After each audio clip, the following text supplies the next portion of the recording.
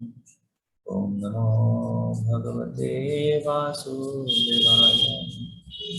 ओम अज्ञानतिमिरान्धस्य ज्ञानाञ्जनशलाकया चक्षुरुन्मीलितं येन तस्मै श्रीगुरुवे नमः। हे कृष्ण करुणा सिंधु दीनबंधु जगतपते गोपीश गोपिका कांत राधा कांत नमस्ते। तप्त कांचन गौरांगी राधे वृंदावनेश्वरी वृषभानुसुते देवी प्रणमामि हरिप्रिये। वाञ्छाकल्पतरुर्यक्ष कृपा सिन्धुभ्य एव च पतितानां पावनेभ्यो वैष्णवेभ्यो नमो नमः। जय श्री कृष्ण चैतन्य प्रभु नित्यानंद श्री अद्वैत गदाधर श्रीवासादि गौर भक्तवृंद। हरे कृष्णा कृष्णा कृष्णा हरे हरे हरे राम राम राम हरे हरे। हरे कृष्ण। तो हम चर्चा कर रहे हैं श्रीमद् भगवद गीता से अध्याय 12 श्लोक संख्या 13 और 14। तो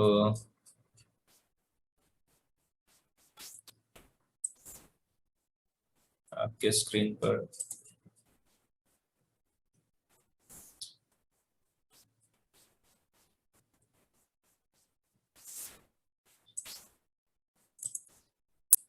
अद्वेष्टा सर्वभूतानां मैत्रः करुण एव च निर्ममो निरहंकारः समदुःखः सुखः क्षमी सन्तुष्टः सततं योगी यतात्मा दृढनिश्चयः मय्यर्पित मनो बुद्धिर्यो मद्भक्तः स मे प्रियः। जो किसी से द्वेष नहीं करता लेकिन सभी जीवों का दयालु मित्र है, जो अपने को स्वामी नहीं मानता और मिथ्या अहंकार से मुक्त है, जो सुख दुख में समभाव रहता है, सहिष्णु है, सदैव आत्मतुष्ट रहता है, आत्म संयमी है तथा जो निश्चय के साथ मुझ में मन तथा बुद्धि को स्थिर करके भक्ति में लगा रहता है, ऐसा भक्त मुझे अत्यंत प्रिय है। तो विगत कुछ दिवसों से हम चर्चा कर रहे हैं कि किस तरह हम भगवान को प्रिय बन सकते हैं, या दूसरे शब्दों में कहें तो कौन से भक्त भगवान को अतिशय प्रिय है। तो प्रभुपाद कहते हैं कि यह जो श्लोक है वह शुद्ध भक्ति के दिव्य गुणों का वर्णन करता है। तो अभी तक हमने कुछ दिव्य गुणों का चर्चा किया, जिसमें से हमने चर्चा किया कि ऐसे भक्त भगवान को अतिशय प्रिय हैं जो किसी से द्वेष नहीं करते।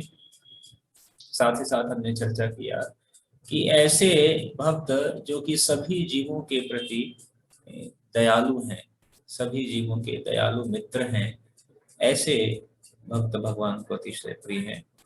साथ ही साथ चर्चा किया कि जो अपने आप को स्वामी नहीं मानता बल्कि वह अपने आप को क्या मानता है, दास मानता है, और मिथ्या अहंकार से वह जो मुक्त है, और जो सुख दुख में समभाव बना रहता है और सहिष्णु है, तो ऐसे भक्त भगवान को अतिशय प्रिय है।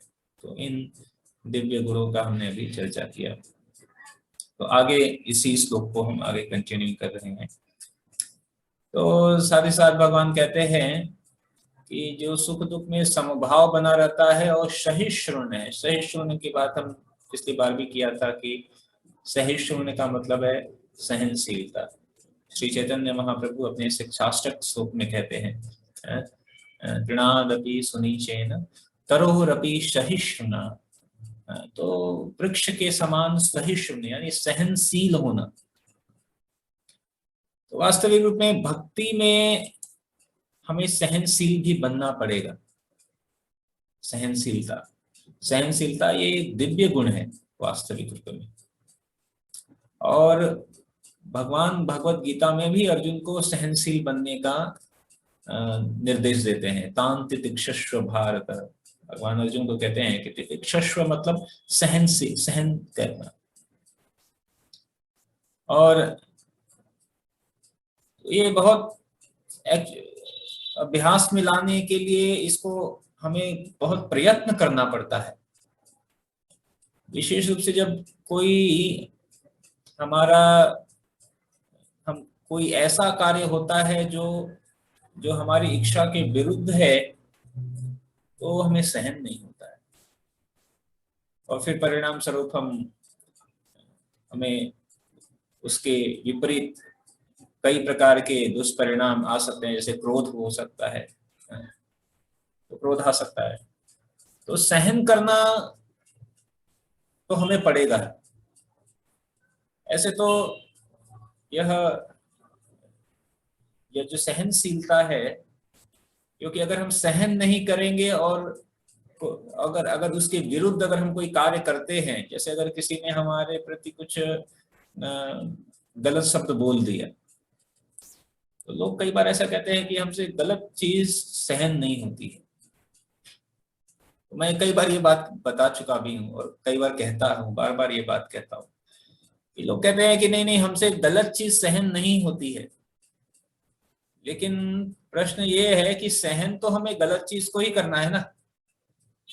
अगर हमारे साथ कोई सदव्यवहार कर रहा है तो वहां पे बल्कि वहां तो खुशी मिलती है ना। वहां पे तो खुशी मिलती है, आनंद आता है। तो सहन कब करना है? जब हमारे साथ कोई गलत व्यवहार कर रहा हो। और भगवान तो उसके आगे भी एक स्टेप आगे जाके कहते हैं कि भक्त न केवल सहन करता है अपने प्रति किए गए दुष्कृत्यों को, अपितु उनको सामने वालों को क्षमा दान भी दे देता है। एक तो हुआ सहन करना और दूसरा हुआ कि सहन करके उसको क्षमा भी कर देता। फॉरगिव भूल जाना, फॉरगिव एंड फॉरगेट, क्षमा करना और भूल जाना। तो ये वास्तविक रूप में ये एक दिव्य गुण है। हम देखते हैं कि अनेकों परिस्थितियों में कई बार अपमान होने के बाद भी जो है जो भक्त है वह सहन कर देते हैं और यह मानते हैं कि यह जो भी कृत्य हुआ है यह मेरे ही दुष्कर्मों का कुछ परिणाम स्वरूप है, या भगवान इससे मुझे कुछ शिक्षा देना चाहते हैं।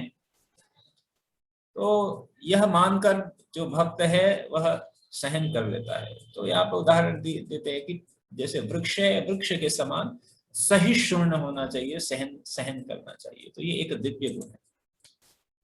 और भक्त का एक गुण है कि भक्त जो है वह सदैव आत्मतुष्ट रहता है।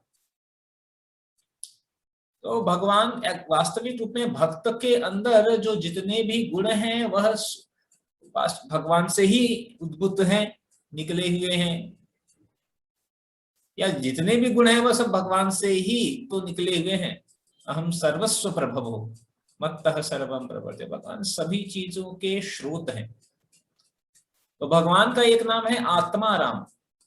आत्माराम मतलब कि भगवान हमेशा प्रसन्न रहते हैं और भगवान को प्रसन्न होने के लिए किसी बाह्य वस्तु की जरूरत नहीं होती है, किसी बाह्य व्यक्ति की जरूरत नहीं होती है। वो अपने में ही रमन करते हैं। जो स्वयं में रमन करें वह भगवान है, आत्मा। तो वैसे ही जो भक्त है वह भी आत्मतुष्ट रहता है। इसका मतलब ये है कि भक्त को किसी बाह्य भौतिक वस्तु, किसी भौतिक वस्तु से संतुष्टि प्राप्त करने का जरूरत नहीं होता है। जैसे भौतिक भौतिक जगत में लोग लोग पीछे पड़े होते हैं किस भौतिक वस्तुओं के, यह भौतिक वस्तु हमें मिल जाए या कोई भौतिक स्थिति या कोई पद या प्रतिष्ठा, जिससे कि जो है इनको प्राप्त करने के बाद मैं बहुत ही प्रसन्न हो जाऊंगा, आनंद प्राप्त करूंगा। लेकिन भक्त जो है, भक्त तो अगर एक कोने में एक पेड़ के नीचे भी बैठा है तो भी वह स्वयं में संतुष्ट हो सकता है। और स्वयं में संतुष्ट होने का कारण क्या है? क्योंकि वह हमेशा भगवान के चिंतन में निमग्न रहता है और इसीलिए वह आत्मतुष्ट रहता है। वह भगवान के चिंतन में हमेशा निमग्न रहता है और इसलिए वह आत्मतुष्ट रहता है। और यह आत्मतुष्ट रहना बहुत महत्वपूर्ण है। क्यों महत्वपूर्ण है? बहुत ही प्रैक्टिकल बात एक बार एक भक्त बता रहे थे। एक बार एक भक्त कह रहे थे कि देखो, यह भौतिक जगत है, यह भौतिक जगत जो है इसे मृत्यु रोग भी कहते हैं। हम जिसने भी जन्म लिया है उसकी मृत्यु तो होगी।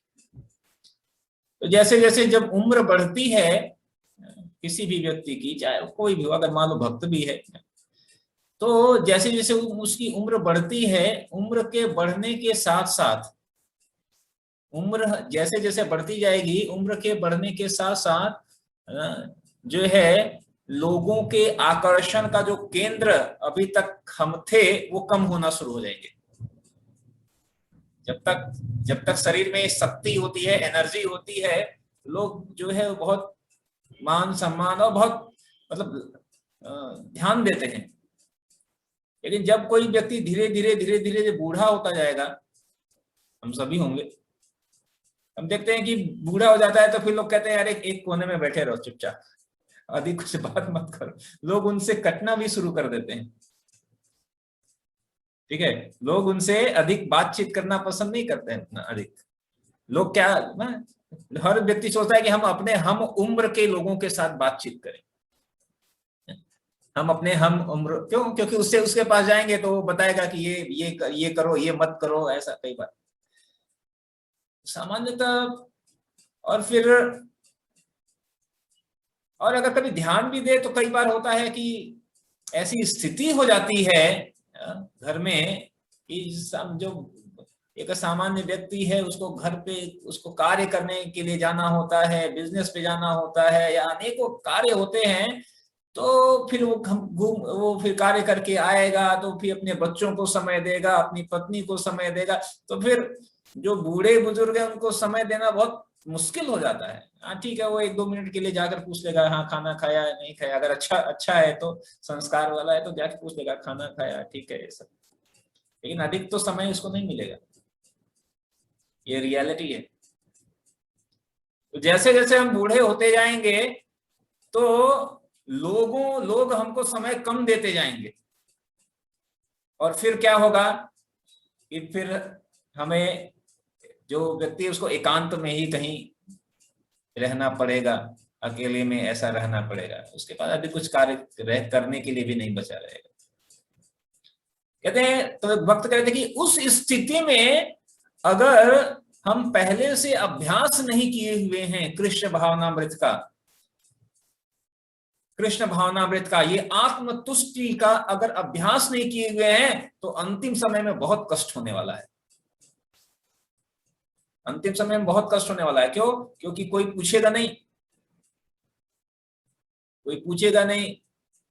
कम लोग पूछेंगे, और फिर होगा कि अरे कोई पूछ नहीं रहा। इसलिए कई बार अधिकतर लोग डिप्रेशन में चले जाते हैं, अरे कोई बात नहीं कर रहा है, कोई पूछ नहीं रहा है, कुछ नहीं कर रहा है। इसके लिए पहले से अभ्यास शुरू कर लो। जब अंत समय में आएगा तो फिर किसी को, you don't have to bother anyone, जो जिसको जो करना है करे, ठीक है। जब तक ठीक है, एक दो रोटी कुछ मिल जाएगा, ठीक है, कोने में बैठे रहो, अपना भगवान का नाम चिंतन करते रहो, जब करते रहो, आत्मतुष्ट जो पूरा अभ्यास किया है, जो जीवन भर भगवान के नाम का, जो पूरे जीवन भर आपने भागवत कथा सुनी है, जो पूरे जीवन भर भगवत गीता का श्रवण किया है, जो पूरे जीवन भर जो भगवान की विविध विविध सेवाएं की हैं, अंतिम समय में वो उसका चिंतन करने का समय होगा। ठीक है, जब कोई नहीं रहेगा साथ में, तो भी जो भक्त है, अगर वो आत्मतुष्ट पहले से उसका अभ्यास किया हुआ है, तो अंतिम समय में भी अगर उसको कोई नहीं भी पूछेगा तो भी उसको कोई समस्या नहीं है। प्रभुपाद जब अमेरिका गए थे तो वहां पर कई बार प्रभुपाद से कोई बात करता था और नहीं भी बात करता था तो प्रभुपाद कहते थे कि कोई, तो एक बार एक भक्त कहे कि आप हम प्रभुपाद हम आपको समय नहीं दे पाते। प्रभुपाद कहते कोई बात नहीं है, क्योंकि जब आप समय नहीं दे रहे हो तो उस समय मैं माला कर रहा होता हूँ, उस समय चैंटिंग कर रहा होता हूँ, कोई टेंशन नहीं। हम देखते ना कई बार जैसे कोई ट्रेन पे जा रहा है, बस में जा रहा है, लोग बैठे हुए एक दूसरे का चेहरा देख रहे होते हैं, फिर या खिड़की के बाहर देख रहे होते हैं, या फिर पॉलिटिक्स या क्रिकेट और राजनीति की बातें कर रहे होते हैं। लेकिन हमें क्या है, लेके थोड़ा समय निकाला, तुरंत निकाला फीडबैक और हरे कृष्ण कृष्ण कृष्ण हरे हरे, हरे राम राम राम, तुरंत यूटिलाइज कर दिया समय। तो कह रहे आत्मतुष्टि यह भक्त का दैवीय गुण है वास्तविक रूप में। और भगवान कह रहे हैं ऐसे भक्त मुझे अतिशय प्रिय हैं जो स्वयं में संतुष्ट रहते हैं। तो स्वयं में संतुष्ट कैसे रहेंगे? जब स्वयं में हम भगवान का जो है निरंतर मनन चिंतन करते रहेंगे। और आत्मतुष्ट का मतलब यह भी है कि उसे किसी भौतिक वस्तु, व्यक्ति, स्थिति, परिस्थिति से आसक्ति नहीं है, और केवल भगवान के श्रवण कीर्तन स्मरण वंदन इसमें केवल वह रुचि रख रहा है, इसलिए वह आत्मतुष्ट है। भगवान यह बात बताते हैं भगवत गीता में, अनन्यश्चिन्तयन्तो माम ये जना पर्युपासते तेषां नित्यभियुक्ता, नहीं ये नहीं है, मच्चित्तः मद्गत प्राणा बोधयन्तः परस्परम कथयन्तश्च माम नित्यम तुष्यन्ति ही च रमन्ति च। भगवान कह रहे हैं तुष्यन्ति रमन्ति कैसे आएगा? जब मत चित्तः, चित्त में भगवान होंगे, चित्त भगवान में निमग्न होगा। तो ये अभी हमारे पास जो मौका है, इसको पूरा अभ्यास कर लेना है कि अंतिम समय में जब कोई कुछ भी नहीं रहे तो भी कहे कोई बात नहीं है, आत्मतुष्ट, भगवान का चिंतन मनन। उस समय शरीर में शक्ति नहीं रहेगी। आप हो सकता है बेड पर लेटे हुए हैं, कोई पूछने वाला भी नहीं भी है, और आप उठ भी नहीं सकते और कुछ नहीं कर सकते, और तो भी आप अगर उस समय प्रारंभ में अभी तक अभ्यास किया हुआ है तो उस समय आपको वो कष्ट नहीं होगा, अन्यथा अंतिम समय बहुत कष्ट है, बहुत कष्ट होगा। तो ये आत्मतुष्टि, या भक्त जो है आत्मतुष्ट रहता है हमेशा ही। तो भक्त का एक गुण है कि भक्त क्या है, आत्म संयमी है, हमेशा संयम धारण करता है, हर स्थिति में विशेष रूप से संयम धारण करना, या जो इंद्रियों का यह निग्रह करना, इंद्रियों को संयमित करना, इंद्रियों का यह दमन या दमः, और दमः से भी अधिक है कि इन इंद्रियों को भगवान की सेवा में नियोजित करना। जो आत्म संयमित रहता है, वास्तविक रूप में कृष्ण भावना अमृत में आगे बढ़ने के लिए सबसे महत्वपूर्ण चीजों में से ये एक है कि हम संयम बरतें, अपने समस्त इंद्रियों को संयमित करें। और इन समस्त इंद्रियों में सबसे इंद्रियों का स्वामी कौन है? यह मन। इस मन को संयमित करें। तो जब तक यह मन को संयमित नहीं करेंगे तो तब तक बहुत मुश्किल है, मन भागेगा, इधर उधर भागेगा, तो मन को पुनः नियंत्रित करना पड़ेगा। तो जो भक्त है वह पूर्ण रूप से संयमित रहता है, संयम धारण करता है, हर स्थिति में, हर परिस्थिति में भक्त संयम धारण करता है। और आगे कह रहे हैं कि जो निश्चय के साथ मुझ में मन तथा बुद्धि को स्थिर करके भक्ति में लगा रहता है। तो निश्चय की बात कर रहे हैं भगवान, निश्चय, डिटर्मिनेशन। भगवान कह रहे हैं कि डिटरमाइंड। रूप गोस्वामी भी उपदेशामृत में ये कहते हैं, उत्साह निश्चयात धैर्यात तत्त कर्म प्रवर्तनात्। तो उत्साह के बाद कहते हैं निश्चय होना चाहिए। तो निश्चय के लिए प्रभुपाद तात्पर्य में वहां कहते हैं कि यह उत्साह कब आएगा, जब प्रारंभिक रूप में हमें श्रद्धा होगी और यह पूर्ण रूप से हम निश्चिंत रहेंगे। क्या निश्चिंत रहेंगे? कौन? कि अवश्य रक्षिभिः कृष्ण इति विश्वास, ऐसा विश्वास से निश्चिंत रहेंगे कि भगवान हर स्थिति परिस्थिति में हमारी रक्षा करेंगे। तो यह पूरी निश्चित होकर अपने मन और बुद्धि को भगवान की सेवा में लगाना है। तो ये जब ऐसा कोई भक्त होता है तो भगवान कह रहे हैं ये मुझे बहुत ही प्रिय है। निश्चय, हमें कोई भी कार्य करने के लिए हमें सबसे पहले चाहिए होता है, हमें निश्चय करना होता है और फिर उसके बाद हमें उत्साह की भी जरूरत होती है, उत्साह की जरूरत होती है, फिर धैर्य की जरूरत होती है। उपदेश अमृत के अनुसार रूप गोस्वामी वहां पे यह बात कहते हैं। जैसे अगर आप कोई कार्य करते हैं तो कार्य करने के लिए पहले आपको निश्चय करना पड़ता है कि नहीं मैं ये कार्य करूंगा, हमें ये कार्य करना है, हमें भगवत गीता को पढ़ना है, भागवतम हमें पूरा समाप्त करना है, इस जीवन में समाप्त करके जाना है। इस जीवन में जाने से पहले भागवतम, कम से कम भागवतम चैतन्य चरितामृत एटलीस्ट एक बार तो पढ़ के जाएं। ये तो सालों सालों बीत जाते हैं और फिर होता है कि अभी तक भागवतम भी खत्म नहीं हुआ। तो एटलीस्ट एक बार तो भगवत गीता और भागवतम और चैतन्य चरितामृत और प्रभुपाद की पुस्तकों को हम एक बार तो पूरा पढ़ लें इस जीवन में। तो ये इसके लिए आपको निश्चय करना पड़ेगा, उसके लिए आपको निश्चय करना पड़ेगा। इसलिए प्रभुपाद ने यह जो 4 नियम दिया है, उस 4 नियम में से एक जो नियम है वह जो नशापान, तो नशापान जो है वह तपस्या को भंग करता है। अगर कोई नशापान करता है तो वह तपस्या भंग हो जाती है उसकी। तो ऐसा व्यक्ति जो है वह कोई भी कार्य करने के लिए निश्चय नहीं कर सकता है। जैसे अगर कोई नशा करता है तो कई बार सोचेगा कि यदि आज मैं नहीं करूंगा, लेकिन फिर मन बार बार करेगा और फिर अगर उसका निश्चय दृढ़ नहीं है, दृढ़ प्रतिज्ञा नहीं है, तो वह बार पुनः उस कार्य में लिप्त हो जाएगा।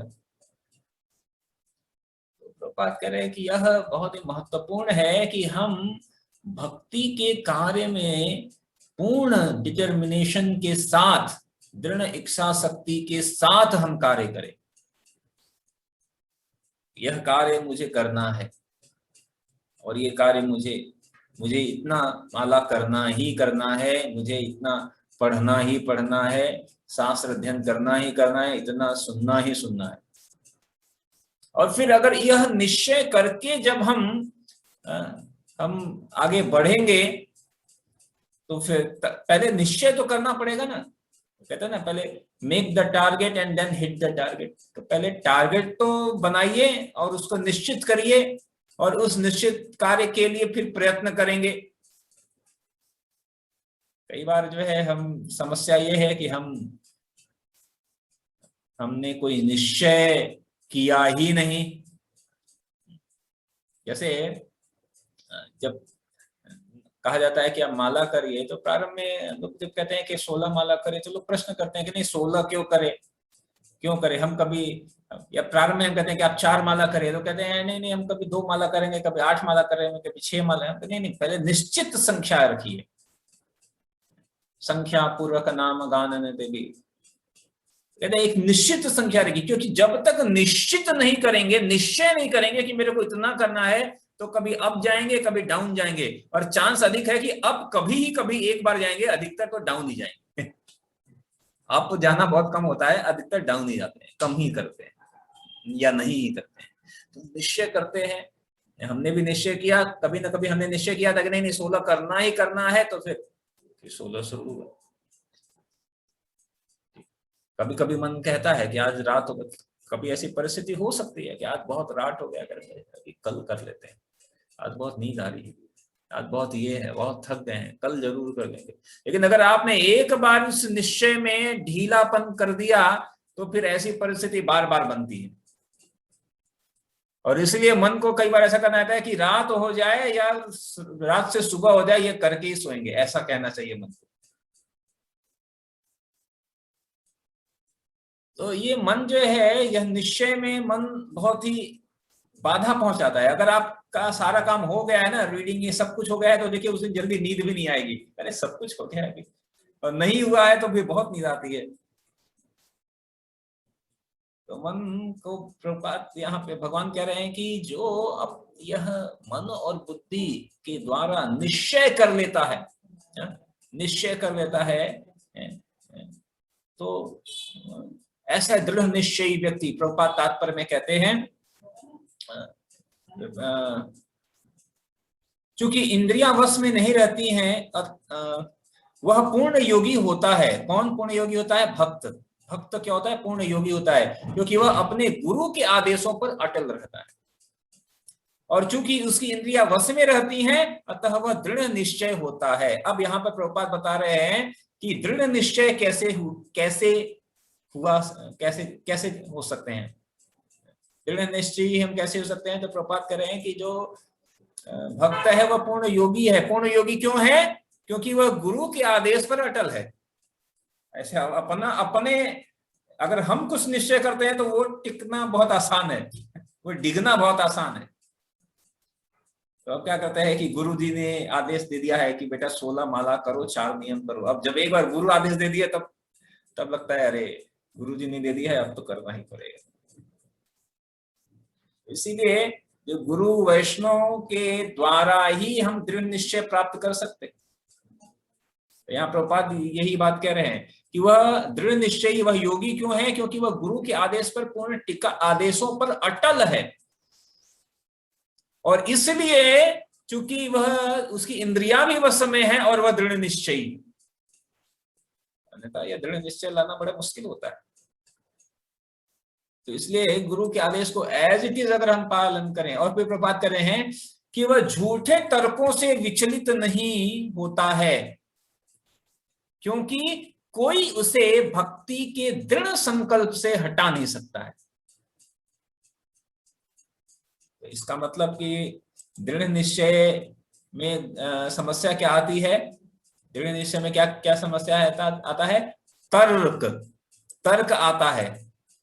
जैसे अभी मैं उदाहरण दे रहा था ना, कभी कभी लेट हो रहा है, माला में लेट हो गया है, 11 बज गया है, माला कहा कि अभी आज सो जा, कल कर लेंगे, फिर तर्क देगा। लेकिन अगर मान लो माला हो चुका है ना, तो फिर रात को 11 क्या 11:30 भी हो जाता है, 12 भी बजा उस दिन नहीं।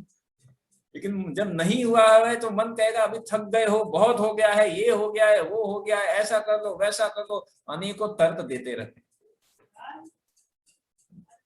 तर्क देगा कि आज ठीक है, आज कोई बात नहीं, आज छूट गया है अध्ययन, कोई बात नहीं, कल कर लेंगे, कल दुगना कर लेंगे, आज ऑफिस का अधिक कार्य था, आज घर में बहुत सफाई किया, आज कल कर लेते हैं।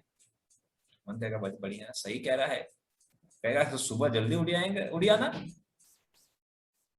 और उसको पता है कि सुबह जल्दी उठ नहीं पाएंगे या कल जल्दी आ जाना और कल अधिक समय दे देना। मन ऐसा बहुत तर्क देगा, तर्क को तर्क देता रहता है। कई बार तो अच्छा लगेगा कि नहीं, सही तर्क ही दे रहा है।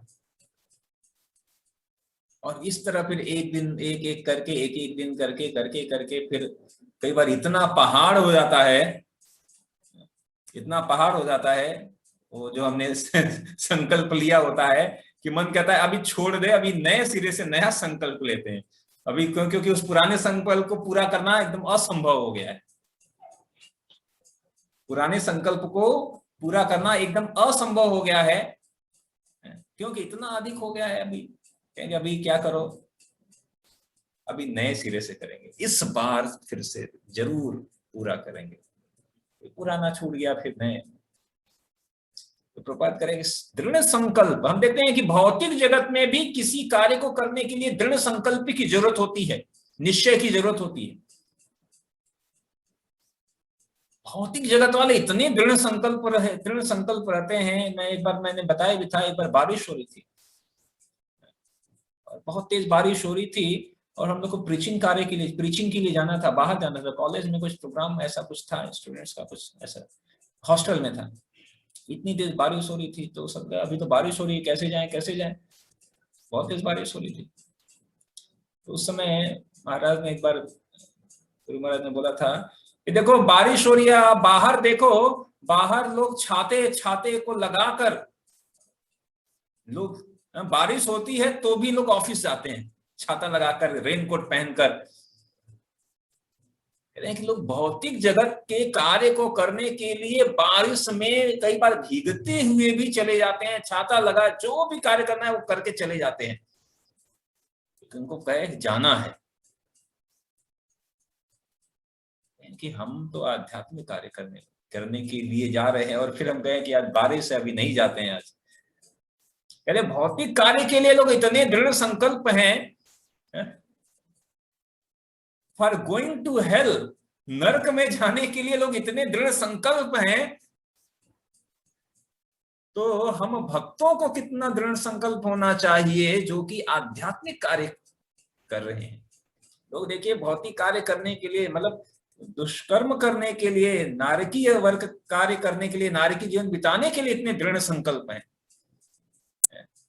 लोग शराब पीने के लिए एक स्टेट से दूसरे स्टेट में जाते हैं गुजरात में शराब बंदी है तो लोग एक स्टेट से दूसरे स्टेट में चले जाते हैं।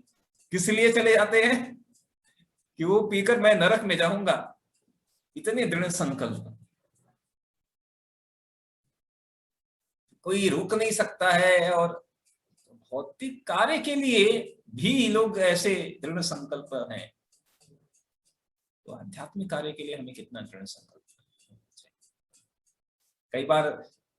कई बार हमें भौतिकवादियों से, भौतिक लोगों से भी हमें शिक्षा लेनी चाहिए उनसे भी शिक्षा लेनी चाहिए कि वो कितने दृढ़ संकल्प है। तो शिक्षा तो हम कहीं से भी ले सकते हैं, उनका हमें संग नहीं करना है, लेकिन उनसे शिक्षा तो ले सकते हैं कि आपका जो, या कई बार ऐसे ये श्रीमद् भागवत में भी यह बात कही गई है एक जगह पर कि हमारा हृदय जितना भौतिक कार्यों के प्रति आसक्त है, भगवान ऐसी आसक्ति अगर आपके प्रति हो जाए तो भाई क्या कहने। भौतिक कार्यों में, भौतिक वस्तुओं में, भौतिक व्यक्तियों में इतना हमारी आसक्ति है, अगर वैसी आसक्ति भगवान के प्रति हो जाए ना, तो उस दिन हम हमारा उद्धार हो जाएगा, लेकिन ऐसा है नहीं। तो इसलिए दृढ़ संकल्प की यह बहुत आवश्यकता है। तो इसलिए प्रभुपाद कह रहे हैं यहाँ पर कि यह दृढ़ संकल्प बहुत जरूरी है। और फिर कह रहे हैं कि इन समस्त गुणों के फलस्वरूप जो है वह भक्त जो है वह अपने मन बुद्धि को पूर्णतः परमेश्वर में स्थित करने में समर्थ होता है, और भक्ति का ऐसा आदर्श अत्यंत दुर्लभ है। तो ये ऐसा बहुत दुर्लभ है, ये सारे जो गुण हम चर्चा कर रहे हैं, यह बहुत ही दुर्लभ गुण है, यह दैवी गुण है और दुर्लभ है। लेकिन जब ऐसे गुणों को हम विकसित कर लेते हैं, और भक्ति में यह गुण स्वतः ही आते हैं, अलग से कोई प्रयास करने के लिए नहीं है, यह भक्ति में ही यह गुण समाहित ही है वास्तविक रूप में। लेकिन जब ऐसे गुण जिस भक्त में होते हैं तो भगवान को वह अतिशय प्रिय है। जब देखते हैं कि भगवान ऐसा भक्त, कोई जो भक्त है और बिना किसी द्वेष का है, सभी पर बहुत दयालु है, बहुत समभाव है, आत्मसंतुष्ट है, तो भगवान को बहुत अच्छा लगता है। अहंकार से युक्त है तो भगवान बहुत प्रसन्न होते हैं। तो भगवान की प्रसन्नता ही हमारे जीवन का एकमात्र लक्ष्य है। तो इसलिए भगवान कह रहे हैं कि यह ऐसे भक्त मुझे अतिशय प्रिय हैं, तो हम ऐसे गुणों को हम आत्मसात करें और भगवान के हम प्रिय बने, जो हमारे जीवन का एकमात्र लक्ष्य है, भगवान की प्रसन्नता। ठीक है, हरे कृष्ण।